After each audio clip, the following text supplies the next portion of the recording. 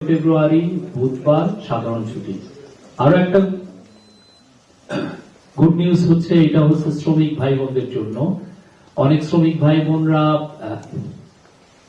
বিভিন্ন শিল্পাঞ্চলে কাজ করেন, তো শিল্পাঞ্চলের শ্রমিক ভাই বোনদের জন্য এই ছুটিটা হবে 2 দিন। মঙ্গলবার শিল্পাঞ্চলে শুধুমাত্র শ্রমিক ভাই বোনদের জন্য। তো এই হচ্ছে আপনার, এটার উপরে একটা অফিসিয়াল অর্ডার খুব শীঘ্রই আসবে, আপনারা এটা পাবেন। তো আমি বলছি তাহলে মোট ছুটি হচ্ছে আসলে 3 দিন।